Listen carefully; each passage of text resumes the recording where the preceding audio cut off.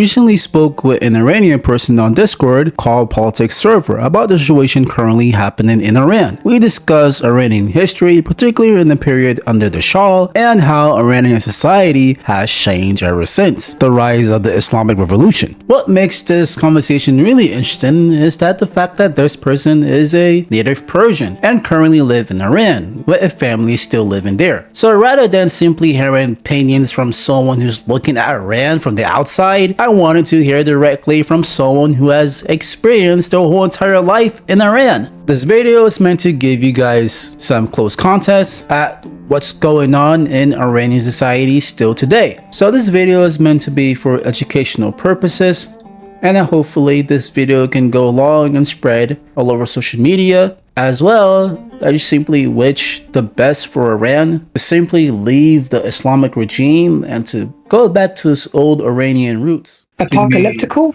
Yeah, okay. That was hard. Yes, sorry. Okay, now that was very hard, but pulled it off. So yeah, they're very apocalyptical. Such a word. Yeah. Wow. That is a regime that needs to be removed from society, because right now, with this AI videos of I think it was Legos videos are saying that, well, we're going to kill this certain people, or we're going to kill this American politicians by using AI and making false propaganda. It's just crazy. Well, IRGC is, in my opinion, top 3 greatest dictatorship regimes in the world or in the history that has done the most amount of propaganda. I believe. I mean, the amount of propaganda IRGC supported and funded and spread is just unbelievable, mate. And the thing is, they don't only do it for themselves. They also do all the propagandas of Hamas and Palestine, and the Free Palestine trend is also be supported by IRGC. The propagandas,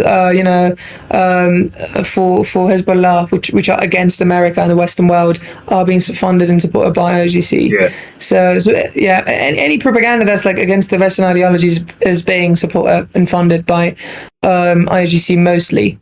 Even in the Western countries, that's the dark part. Even in the Western countries, so yeah, I do think that needs to be changed in a way, especially with the Palestinians. That the fact that we already know that they're being sponsored by Iran proxies and being, their weapons and the technology is being funded from Iran to Palestine. That needs to change. And for the liberal people that believe that Palestine is such a liberal, it needs to be free from what? Free from Israel? No, it cannot be impossible. Right, free. That's the fucking thing. They're just repeating the same sentence. Free Palestine. Sorry, what do you mean free? What I mean, so free the country that is already free, because that place is not even for them. So free them from what? I mean, okay, you are free already. Just hang around. I mean, what freedom from what? I mean, just go to any Arab, actually historical Arab related country and live there, because you are already in my home, in my house, in my land, and you asking me to free you from what? My own home. I mean, just go around, be free. You wonder, I don't know. It's just ridiculous when I hear it. I mean, and it's really interesting that nobody really cares about the background or the root of this. They're just it's as if there's no study. It's as if there's no effort to gain knowledge. It's just the trend and everybody follow it. It's whatever ideology you are from, support Palestine and be against Israel. Otherwise, you are the Satan, demon, bad human that everybody should demand you to die. It's just what. Yeah. I honestly feel bad for the liberals that believe that Palestine can be free. Free from what? Palestine can't be free. And the reality of this issue is that the Palestinian people took arms to fight against Israel on October 7th. That was horrible. They massacred kids. Yeah. They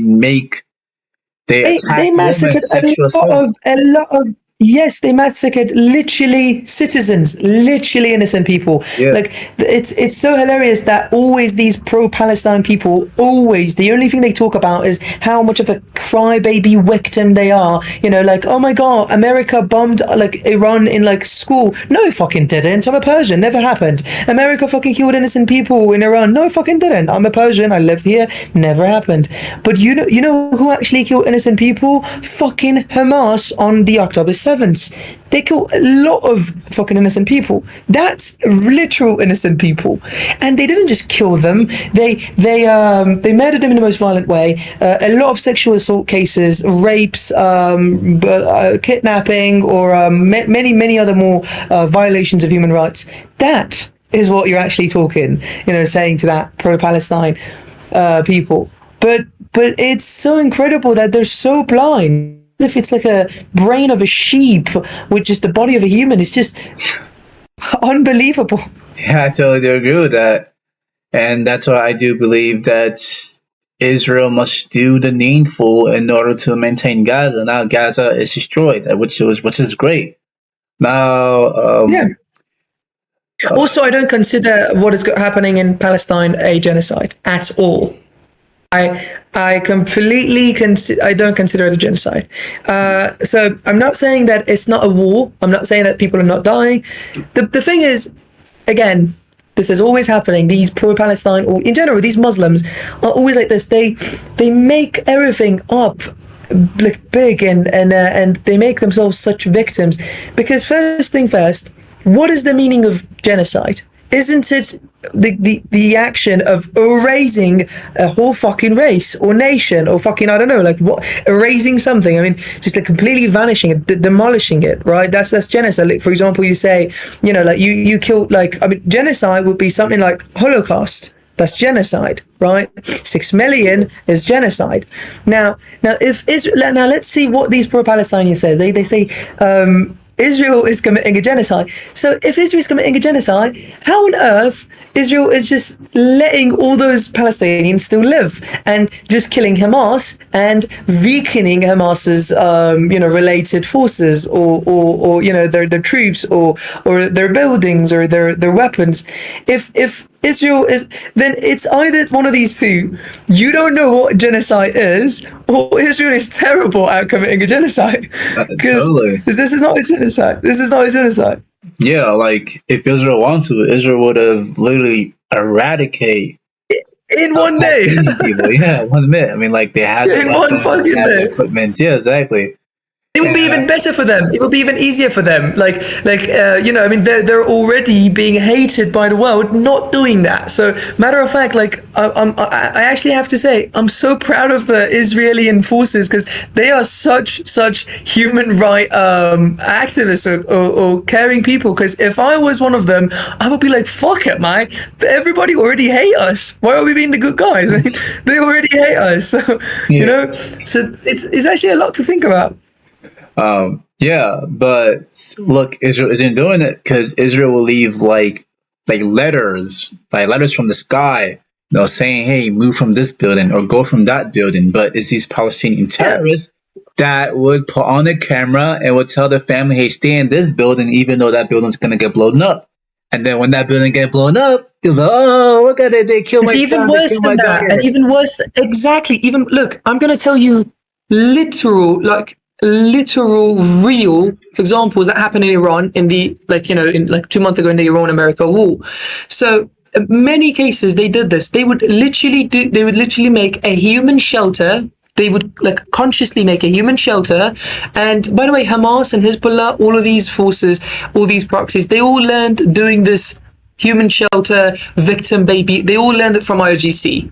ISGC was the motherfucker who played this game first. They learned it from him, from them, and this is literally what they've done in the war too. So they would go in Iran. They would go. I've seen it with my own eyes. They would go and camp inside schools. They would bring all the weapons into schools, right? So, and they would dig tunnels under hospitals and put all the military, it become a fucking military facility under the hospitals, right? Or subbase tunnels, and then Israelis or Americans, their agents or whatever, would realize that, okay, in that school, there are a lot of weapons and they're operating missions from there and they're camping there and we're in a war. So right now that a school, based on the law of war itself, is not considered like, something that you shouldn't bomb. You should bomb because, that's perfectly fine with the law, right? Yeah. Totally. But exactly the whole game happens after it. They bomb it and then they're like, oh my god, did you see what America did? This school was out of nowhere. It was close to nothing. No military school was around. And then the most nightmarish thing, like IRGC is a literal nightmare. I don't think people can realize how dark and nightmarish they are. They would literally bring dead kid that were not in that school, because for fuck's sake, schools are happening online. They're not even being in real life. But the thing is, the Western media or the general media of the world doesn't know that, right? We people know that they're lying, but the media doesn't know that, and that's all they need for their propaganda. They would just bring a kid, a dead body, and then the school that's blown, and a title: America killed little kids and a school. And then there you go. The entire trend happens in the whole fucking world. You probably have heard of the Mean School, right? The most famous one. I've heard about that. Interesting. Now, would you like to know my opinion on it? Definitely, yeah. Mate, I've seen with my own eyes, not in Meenab, I don't want to commit a fallacy, but in Tehran, I've seen it, but it's the same, I'm pretty sure it's the same fucking deal. I've seen with my own eyes that IRGC launches a missile and they're so technologically incompatible that the missile would fall back down to Tehran. Are you following what I mean? Like the missile goes up, but like halfway there in the air, I don't know what happens to it. It's like, I don't know, like wrong or broken or whatever, but it goes back all the way down and it like hits somewhere random. And I promise to you, that probably, I can't be certain, but that probably is what happened to Meenab School. You know why? Because I have the satellite images, and everybody could have, you can Google it too. So Meenab School was literally few fucking meters away from a missile launching facility in Bandar Abbas, which is the city of Iran that Meenab School was in. Do you know what I mean? And here is my question to all those people who are like, America killed fucking kids. Hey, you fucking idiot. In what rule or law in the human right book of laws in the world do you build a school right next to a military related facility, which is specifically a missile launching facility, an organization that you do know if a war happens, this place is going to be bombed. So when you already built that school next to it, and they've done that like 20 years ago, so when you already built that school, you're planning for future that if a war happened and they bombed here, we already have a human shelter coming. This is what they are. This is what they are. So I'm not denying the fact that America might have, not the school, America might have hit that missile launch facility, and the school, since it's too close to it, was bombed away, right? I'm not denying that. I'm just trying to be a very rational person. But I'm saying in both ways, if it was IRGC's own missile failure launching, or if it was the missile launching facility being bombed, which was too close to the school, and the school got damaged too, in both ways, nothing is in America. America's like doing the war based on the book, based on the code of the war. He's not doing anything wrong. This is IRGC that's making a human shelter. So this is my entire problem with all these pro-Palestine people. They don't understand what they're saying. They're just, it's as if their emotions are, it's like overpowered, and it doesn't allow them to actually think. They just hear the word baby, they just hear the word like catastrophe, they hear the word genocide, and then they're not thinking anymore. They're not thinking, what am I being taught? Yeah. And like, is this true? They're just like, oh no, it's like, you had the guy that joined a few minutes ago too, right? He was like, whoever that stands against Israel is a freedom fighter. Mate, you don't know shit. Hezbollah kills his own people. Yeah. And when you say Hezbollah is a freedom fighter, that means you don't know shit. Like if that guy, which I believe was American, which is living in such a great country, I'm not saying that America doesn't have problems with in its policy, that every country does, but you understand how great America is once you fucking live in Lebanon or Iran, and then I have to ask you again, would you still say Hezbollah is a freedom fighter? When Hezbollah kills your brother, mother, they would rape your daughters, they would steal your wives, they would limit you. would you still then say Hezbollah and IRGC and Hamas are freedom fighters? You wouldn't, mate. So yeah. Yeah. About that, like that guy just ignorant, and if he is an American, that's really shameful for him to be saying that stuff. And yeah, there's dumb people out there, even people in America A who lot of them. aren't grateful to live in America. Like if you're not grateful to live in America, you're out there talking shit, then go back to Get where the you come fuck out. from. Exactly. Get the fuck out. Oh my god. Exactly. Like when I see all these fucking immigrants coming to, I don't know, UK, America, and Germany, because these three are the most, like, famous one right now at the moment. Like the guy that is, like, I don't know, an Arab or a Muslim or whatever, like, tries his best to immigrate from his shitty Arab Islamic country because he knows how shitty his country is, and he gets to America, Germany, or UK, which is a great country, secular, freedom of speech, freedom of action, whatever, the freedom in general, and the economy's great, everything's great. And now that they've got there, they're like, hey, bring Islam back. Bloody hell, just go back to your fucking shit show. If Islam was so great, why did you immigrate at the first place? Exactly. Or do you want to make America as shit show and as a shithole as your country is? Well, what is going on? And I don't know. I mean, I believe. Freedom always, but when it comes to this specific thing, Muslims, I like deny my own system of belief too. Limit them, deny them, and be strict with them. If I was in any authority of America, right, just hypothetically, I would really ban any sort of protest that is from immigrants against America. And what the fuck is that? Like, you don't get to talk about America. You're here barely. We've already, like, America already, like, favored you, allowing you to be here. So what are you doing?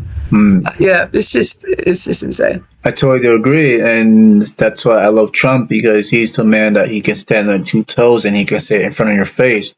Like when you talk Yeah. about Ula Almar, which is like a woman that come from Somalia. She's not even from America. But Right. now with this Ula Omar, I mean, she's right here talking shit about America, talking about how we live, talking about how we run, and talking about the especially the American government. Like she should go back to where she come from. Go back to Somalia. Somalia is a dirty shithole. Somalia doesn't really have anything other than Islamic jihadists going around and killing people. Like go there, go and live in Yeah. that place. Yeah. But That's literally the only thing I've always wondered. Like, especially in UK, it disgusts me. All these Muslims trying to change UK. Hey, pause. If you want Islam, well then why are you even here? This is the land of Satan. Whatever. Just fucking move. I mean, what are you doing? If Islam and if following Islamic rules are so great, so go to all these Islamic countries. Why are the Moroccans invading Spain right now, right? It's destroying that country. And then they're saying that, we're here to, I don't know, liberate Spain and, like, convert it to Islamic country. And, like, next country would be the whole Europe and whatever. But why? If Islam is so great, then why are you moving from Morocco? Morocco is an Islamic country. Yeah. Why are you not living in Morocco? So yeah. Well, the problem their own eyes are looking for opportunity, but not just opportunity. Those people who would consider themselves extremists are looking for a way where they can make Spain, especially the South Spain, which that used to be under the Islamic Caliphate, to be under an Islamic Caliphate. These type of people, especially when it comes to their religion, they need to understand the boundaries of their religion, and they need to respect the customs of where that country is. Like, for example, they have been killing Christians in Morocco, and every Islamic states have been doing that same thing for many years, but yet they come to a Christian nation and they're over here acting for bread and cucumber because they really have nothing to have. But beside the point, going to the Iran point, what makes you support the old monarchy? Like, how was it? You talking about Pahlavi? Yeah, Pahlavi. Yeah. So here is the thing. these are all going to sound, I don't know, probably weird or shocking for you because they might sound contradictory. But again, these are stuff that you do really have to live in this such a country that is very worse, very terrible to like kind of like get to these states. But I personally, I don't like fully 100% agree with sovereignty. You know, like king and queen and whatever. But I still would I would still prefer sovereignty for Iran over democracy even or republican, and here is why. So I don't know how much you know about Pahlavi era, but as just meanwhile that I'm talking to you, it would be great if you just Google Pahlavi era in Iran so that you have an idea too. Right. This is how it's spelled. I sent it for you. Okay. So Pahlavi. Yeah, you got it. And by the way, just like a little bit of information, Pahlavi is literally the name of our language. You call it Farsi. I mean, everybody call it Farsi, but the ancient name before Farsi was Pahlavi, the Pahlavi language. So when Reza Shah, and you might have heard this word before, Shah, it's a Farsi word. It means king, and Pahlavi like branded this word because they would call themselves Shah, not the king in English. Right? They tried to. They insisted on like using the Farsi word so it would brandize in the world. Does that make sense?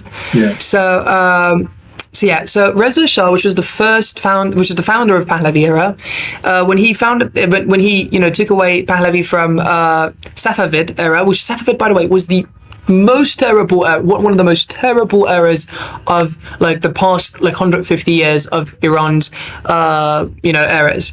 And if it's interesting for you why we've been having so many eras so quickly, I honestly don't know, but that's just how Iran has been in the history of its country in general. Like in the past 2,500 years, we I guess have changed over 200 eras and the seas, right?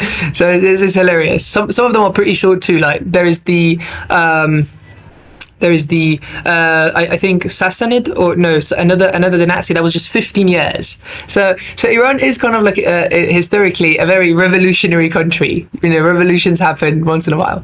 But the reason I support Pahlavi is because honestly, they were great in every aspect. Let me give you stats about it. So first of all, Iran's passport back then in Pahlavi era was so valuable that you could, if I'm not mistaken, you can Google it up, but you could visit 91 countries in the world with that passport. Do you know how much that is? Like that is a lot. That is really a lot just with the passport.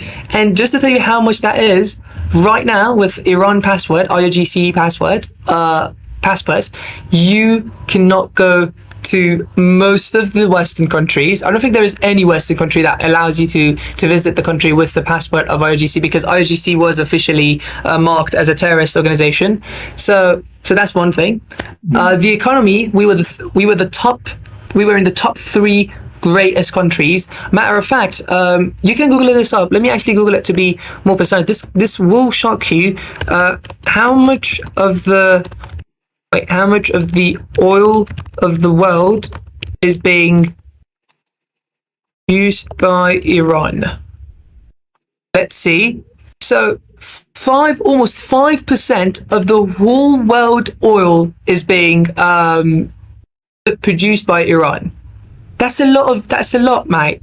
That's a lot. Look, just one country having 5% over the whole world is a lot. And even more than that, we are a very rich country in terms of oil, natural sources and everything.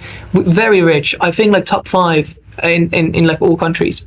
And what is the Republic doing with it? With all that richness, we are literally like, from the bottom, the 3rd worst poor economical country.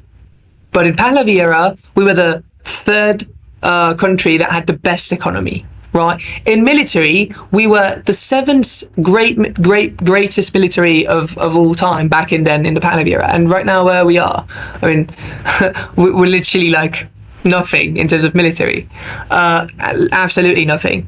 And what else? Well, freedom. But in the Pahlavi era, not in the first part of the Pahlavi era. In the first part of the Pahlavi era, there was no freedom of religion. You might find it funny, but Reza Shah, which was the founder of Pahlavi, actually banned Islam. Right, and I personally love that. But just talking democracy, he banned Islam, so there's no Muslim, and he actually did he made a little bit of mistakes too. Like that was a little bit too extremist on the right side. It was not necessary. Like he would by force take away women's hijab, and it was banned to go on the streets with hijab in the first part of the Pahlavi era, just the first part. Wow. Right?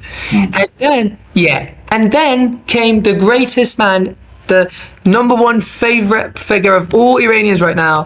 Google this name, Mohammad Reza Shah. He was the one who glorified Pahlavi. He was the son of Reza Shah, right? He was the one who glorified Pahlavi. He liberated the country, like secular. Have whatever belief you want, like we would not forbid you from going to mosque and being a Muslim, but we would also not just allow Islam to be the only one. So he built churches. He built a lot of churches. He built mosques. He built temples. We even had fucking Buddhism in Iran back in the day, in the Pahlavi era. Wow. Right? So dude, you can Google this up. We had like above 10% of the Jews of that region living in Iran. Like you can ask these from Jews too. They would tell you that their parents had like great memories in Iran back in the Pahlavi era, because it was one of the most secular country in the region, right? And we had Jews, we had a lot of Americans in Iran, and so are you imagining the picture? How much of a great country it was? Like the overall picture. And I don't know if you Googled Pahlavi era or not to see the pictures, but you can just see how beautiful the country was. Like, do you see how liberated a country is? You can search Pahlavi era freedom, right? Just to see how like free the country was. Like women would go to the beaches with whatever they wanted to wear. You could have hijab, you could not have hijab. Nobody cares, and like everything's perfect. And this is very important because of Islam in the era before Pahlavi, the Safavid era. The Safavid era was so Islamic extremist and stupid that they actually forbidded, like they banned the right for women to study and educate or like be scholars, right? So Pahlavi was like the first one who like gave it back again. Matter of fact, Pahlavi even I would say 80% of the things that Iran right now has, like Islamic Republic of Iran right now has, all the way from buildings, stadiums, resources, systems, foundations, they're all from Pahlavi. Not to be biased because I love Pahlavi, just like statistically, they're all from For example, you can search Azadi. You can search. Can you search this? This is one of the greatest thing possible. This is like a figure of Iran too. The Azadi Tower. It's spelled like this, Azadi Tower. By the way, Azadi means freedom in Farsi. Interesting enough, Pahlavi was all. Have you seen this tower before? Oh yeah, I've seen that tower. Mm. Pahlavi built that, right? Like literally, like Mohammad Reza Shah himself. This was like a project, and the name of the tower is also Tower Freedom, right?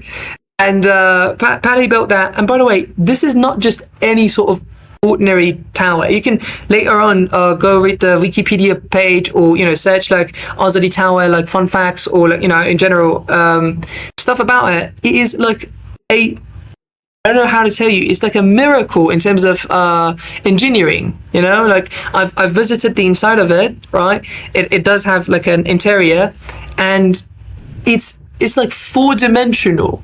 And this was built like almost like 60, 70 years ago. Right?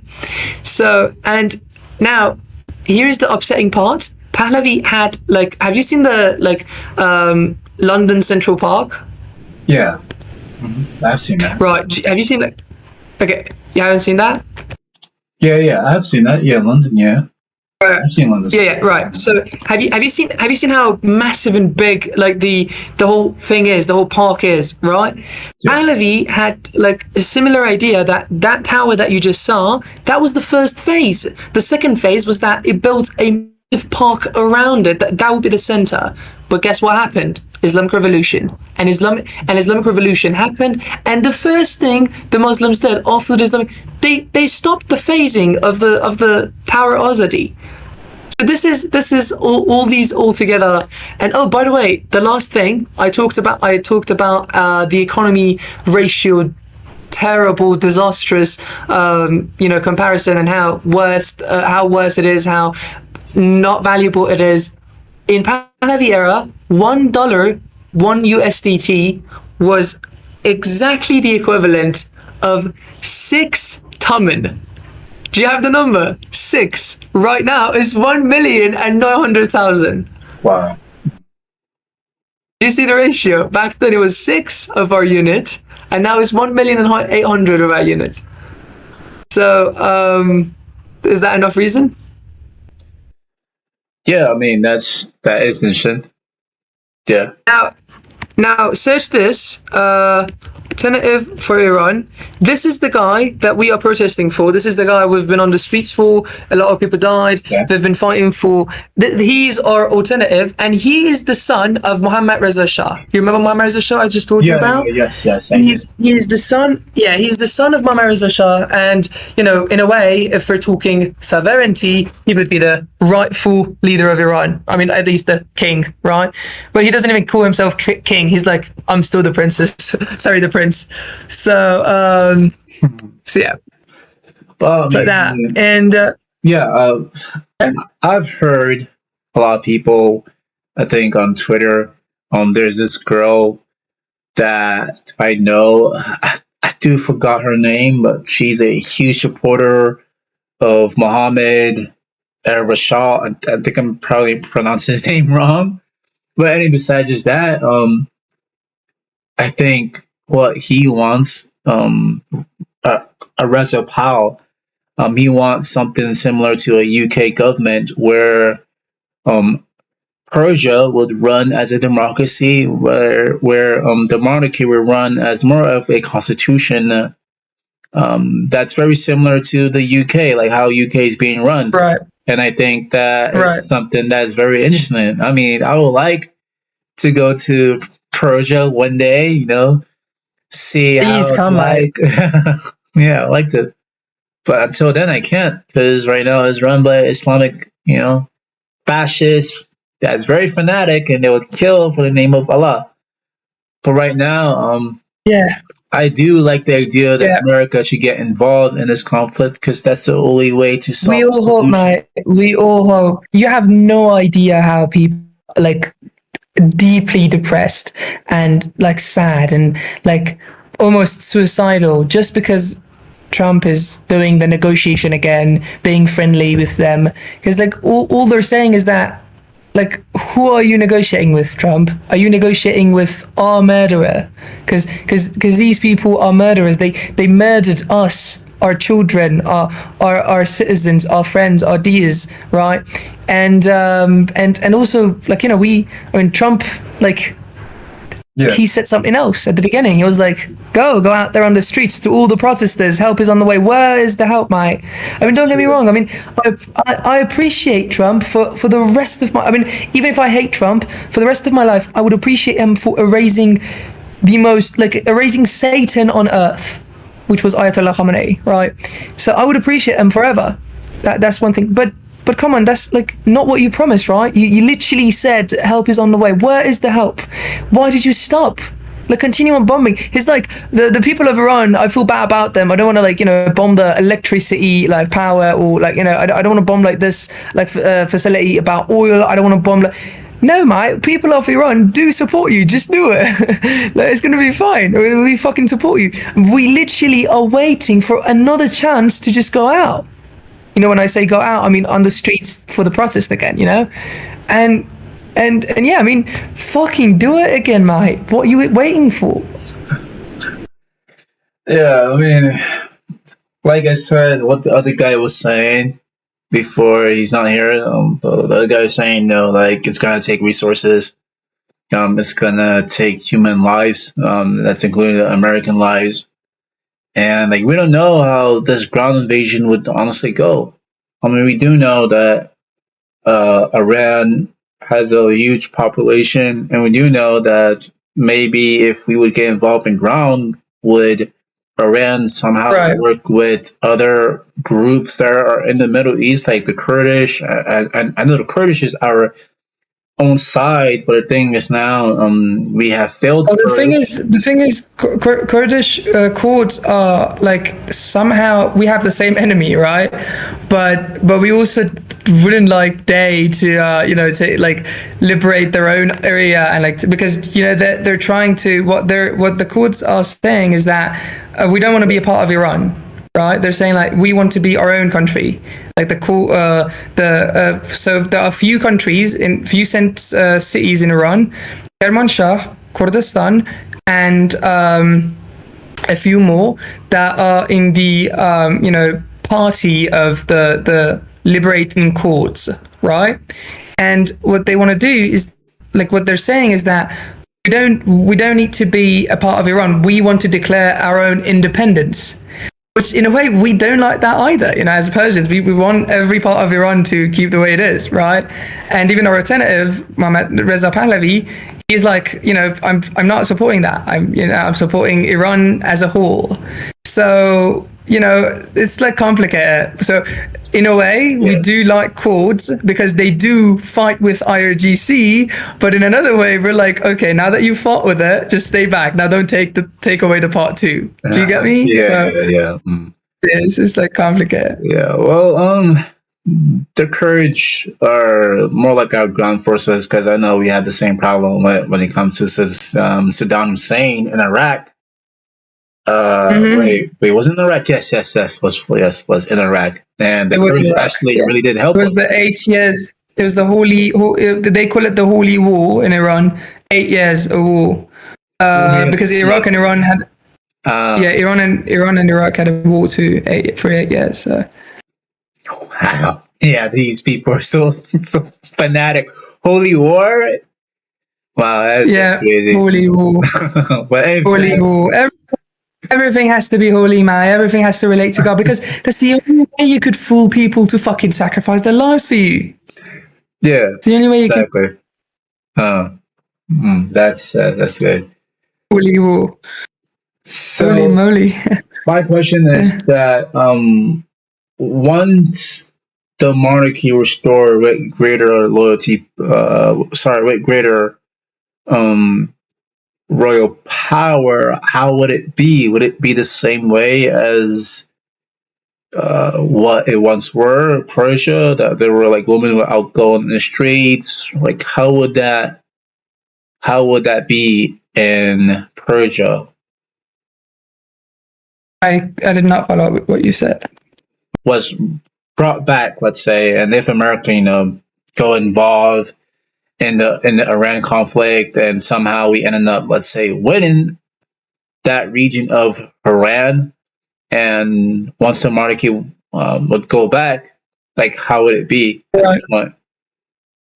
What would be? Life would be amazing. I'm not following up with the part that you're like asking for how it would be. I mean, the regime would fall down, the Pahlavi would be back, and Iran and America and Israel would be a great, strong trio together. So I don't know what you specifically are talking about or asking about. Yeah, I was asking, do you want Iran to be a constitution monarchy again, or do you want the monarchy restored about that royal power? About that, Pahlavi already took care of that. So Reza Pahlavi, our alternative, right? Yeah. He literally said that this is going to be the plan that we're going to do for Iran. So he even has a booklet that he explained all the plan. Not he has a team of like top elite sociologists and political scientists that it's a book that they call it the Emergent Plan, right? The Glorifying Iran Project. So this is how it's going to be when the regime's like the Pahlavi regime is back. There's going to be an like not for sure, but like a range of 1.5 to 2 years, that they call it the passage era, right? The era that we like, so, like, I don't know how to tell you, like, we pass by from IRGC and Islamic Republic to Pahlavi, right? It's going to be the bridging time. In that 2 years, he's going to do a lot of things. He's going to, like, you know, work on education system. He's going to work on, you know, the military system. He's going to make sure, you know, everything's safe, and he's going to, like, change the country name, change the flag, and you know, like, send a you know, like, a official request to the UN so that, you know, consider us you know, not IRGC anymore, and not Islamic, and not terrorist, and then, you know, like, have a good relationship with all countries out there, especially America and Israel. And then when the 2 years is over, this is why we love him. This is why he is our alternative. He would back off from his position of rule and power, right? And we're not just trusting him, because based on the system he's going to do it, some people are going to be in charge, so he can't be like you know, like, not doing what he says, right? So after 2 years, he's going to lose power, and then, this is why I love him, then after the 2 years, now that Iran is like in a good state, we're liberated and everything's fine, the society and the government is, everything's working, all the systems working, now he's like, whoever who wants to be president or whoever that wants to have any party for any ideology, there is a 4-month time to promote whatever ideology you want, monarchy and sovereignty, or republican or democracy, right? Go out there, and you're completely free, no limitation in social media, in real life, whatever, promote whatever you want, and then after 4 months, he would not be in position of any power. He would just be one candidate in the sovereignty ideology. Are you following up with me? Yeah. So and then people can have selected leaders for, like, different ideologies, or I don't know, republican or democracy, or right, and then whoever wins the vote, right, is the, like, and the ideological like regime of Iran would change too. He said in the booklet that if I get the most vote, which probably he is, if I get the most vote, Iran stays a sovereign country, right, like monarchy, I guess, right, royal country. And I would, but here's also the thing. I'm not sure if I know the term in English. I do know it in Persian. We have one royal ideology that's like king and queen, and, like, you know, king, whatever king says happens. And then we have another one that's like still, like, you know, there is a king, but there's also, like, you know, a consul too. I don't know if you're following up with me. I don't know what is it called. I don't know what is it called. But would you consider that as a constitution monarchy? Yeah, yes, thank you. Constitutional monarchy, right? Yeah. Mm-hmm. So yes, it's a monarchy system that there is a king, but there's also, like, people voting. There's also democracy. There's also, you know, like, consuls and stuff like that. So that's what he is going to like, be a candidate and a representative of his own for people to vote him. Did you get it? And we can have different ideologies too. So somebody can be like, you know, hey, people, vote me. I want to be the president, and we want to have, like, no monarchy. We want to be a republic country again. So then we would be the Republic of Iran again, just not the Republic of Islamic of Iran. Do you get it? So it's all based on people. Wow. And isn't that a great alternative? Really, honestly, isn't that a great alternative for a country? Definitely. Like a man who's like, you know, he's not abusing the situation, you know, as if, like, he could abuse it. He could be like, you know, give my rightful country back, like, you know, go get it and I will come and rule upon you.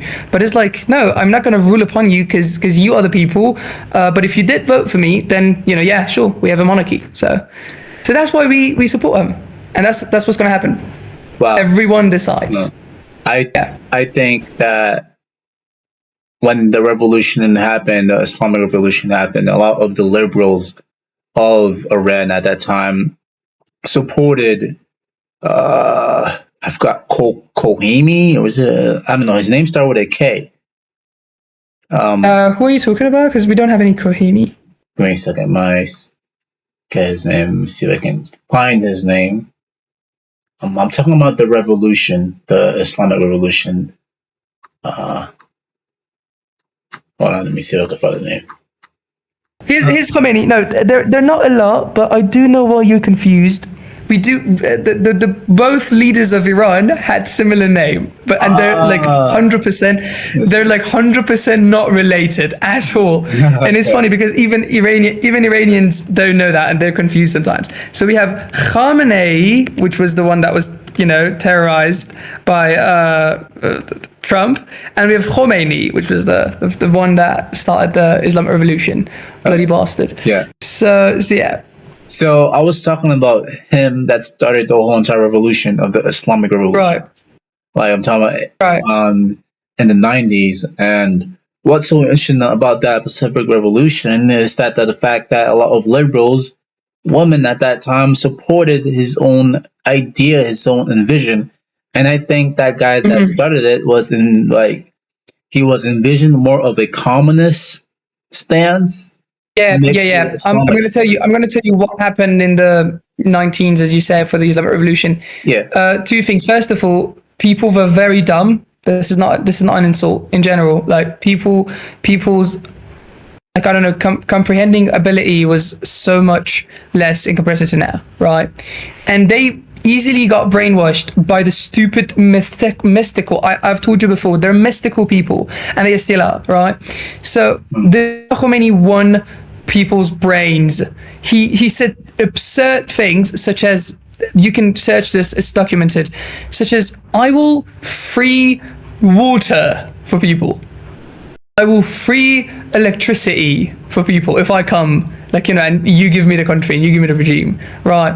And then he started working on people's he knew what is the Iranians' weak spot, and that was their religious belief. Because although Pahlavi tried to stop this virus of Islam, but Iran has been highly influenced by Islam before Pahlavi for 700 years after the Islamic Revolution that happened, not for my country, in general, in the history of Iran, right, which was 400, 500 years ago, Yeah. And that was very important, because in Pahlavi back then there were a lot of Muslims yet.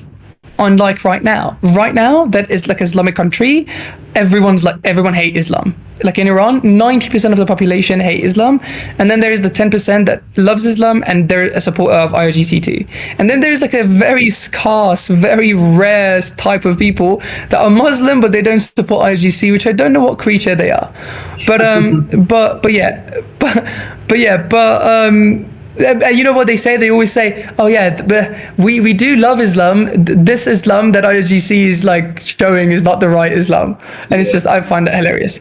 So yeah, but why did I even say that? What was your question? So yeah, this is how it is, and yeah, people did vote for it. I mean, people did come out on the street and protest it for him, because they were crazily brainwashed, and they were promised for crazy stuff. I'm telling you, how stupid this is. I mean, it's if Trump would say, Americans in few years, water is free. What does that even fucking mean? I mean, what does that mean? I mean, right?